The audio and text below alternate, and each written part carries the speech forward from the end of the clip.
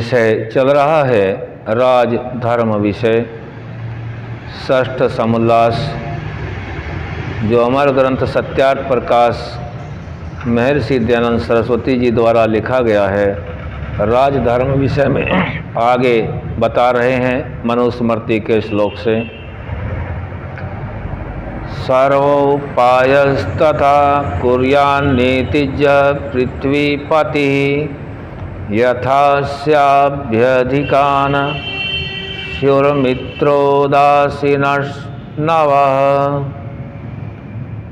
इसका अर्थ समझा रहे हैं। राजा को योग्य है, राजा, सेना और प्रजा तीनों के विधान समझाए जा रहे हैं। आज का विषय रखा है नीति को जानने वाला पृथ्वीपति राजा जिस प्रकार इसके मित्र, उदासीन, मध्यस्थ और शत्रु अधिक न हों, ऐसे सब उपायों से व्रतें।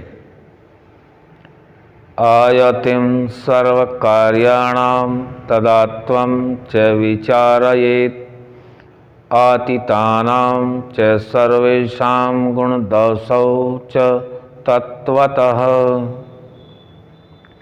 सब कार्यों का वर्तमान में कर्तव्य और भविष्यत में जो जो करना चाहिए और जो जो काम कर चुके उन सब के यथार्थता से गुण दोषों को विचारें। आयत्यां गुण दोषजस्तदात्वे क्षिप्रनिश्चय अतीते कार्य से सज्जः शत्रुभिर्नाभिभूयते। पश्चात दोषों के निवारण और गुणों की स्थिरता में यत्न करे। जो राजा भविष्यत अर्थात आगे करने वाले कर्मों में गुण दोषों का जाता, वर्तमान में तुरंत निश्चय का करता और किए हुए कार्यों में शेष कर्तव्य को जानता है, वह शत्रुओं से पराजित कभी नहीं होता। यहाँ समझाया गया है जो वर्तमान और भविष्य के गुण दोषों को जान करके तुरंत निश्चय लेता है, वह शत्रुओं से पराजित नहीं होता। इसलिए राजा को बुद्धिमान होना, नीतिज्ञ होना, शांत प्रिय होना अति आवश्यक है। यथैनं नाभिसन्धिर्मित्रोदासीनस्तन्नवत्रवः तथा सर्वं संविद्यादेश समासिको नयः।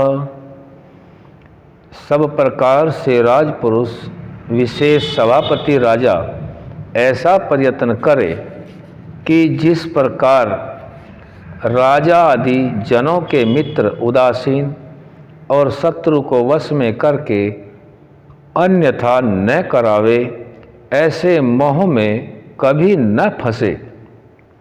यही संक्षेप से विनय अर्थात राजनीति कहती है। आगे समझा रहे हैं फिर मनुस्मृति के श्लोक से। कृत्वा विधानं मूले तु यांत्रिकं च यथा विधि उपक्रियास्पदं चैव चारान् सम्यक् विविधाय च।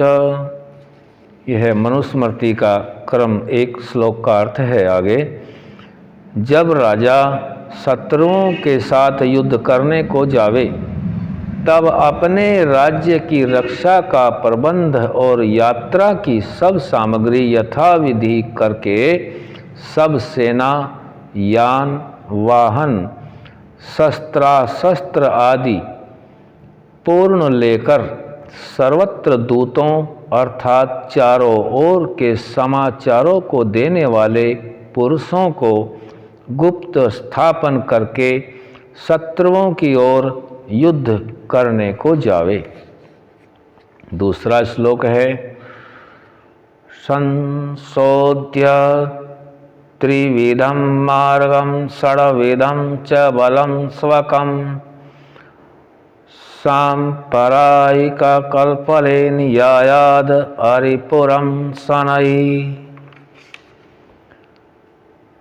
3 प्रकार के मार्ग अर्थात एक स्थल भूमि में, दूसरा जल समुद्र व नदियों में, तीसरा आकाश मार्गों को युद्ध बनाकर भूमि मार्ग में रथ, अश्व, हाथी,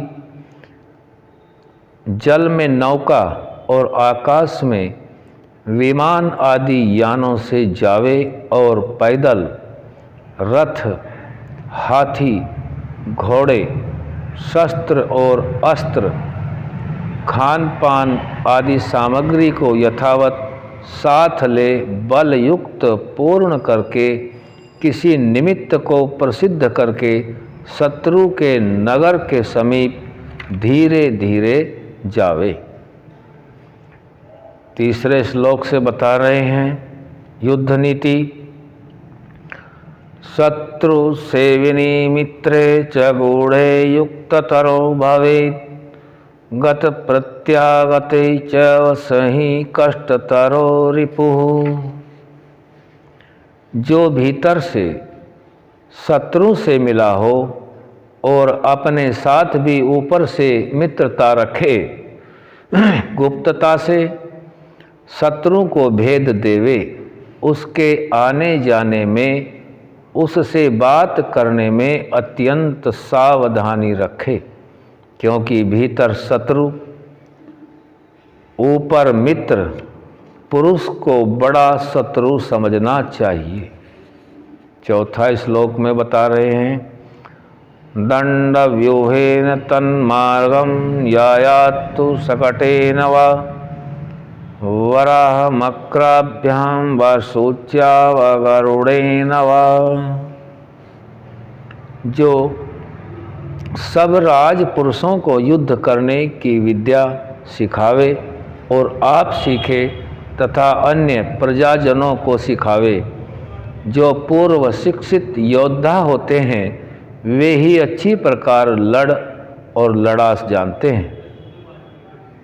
जब शिक्षा करे तब दंड व्यूह, दंडा के समान सेना को चलावे। सकट, जैसा सकट अर्थात गाड़ी के समान वराह, जैसे सुअर एक दूसरे के पीछे दौड़ते जाते हैं और कभी कभी सब मिलकर झुंड हो जाते हैं, वैसे मकर, जैसा मगर पानी में चलते हैं वैसे सेना को चलावे। सची व्यूह, जैसे सुई का अग्रभाग सूक्ष्म, पश्चात स्थूल और उससे स्थूल होता है, वैसी वैसी शिक्षा से सेना को बनावे। और जैसे नीलकंठ ऊपर नीचे झपट मारता है, इस प्रकार सेना को बनाकर लड़ावें। 5वां श्लोक है यतश्च वयमासंगे ततो विस्तारयेद बलम पत्येन च व्यूहेन निविशेत सदा स्वयं। इसका अर्थ है जिधर भय विदित हो उसी ओर सेना को फैलावे। जब सेना के पतियों को चारों ओर रखे, पद्म व्यूह अर्थात पद्माकार चारों ओर से सेनाओं को रखे, मध्य में आप रहे।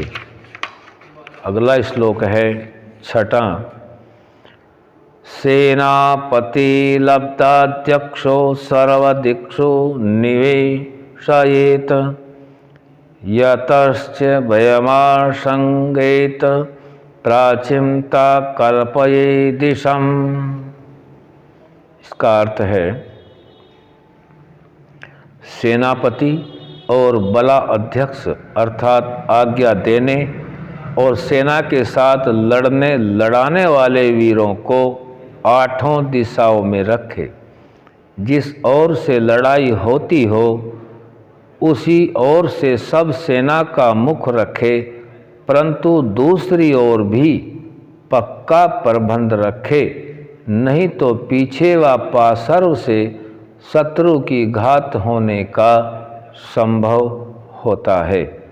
आज यहीं तक, आगे के श्लोक कल रखेंगे। ओम शम।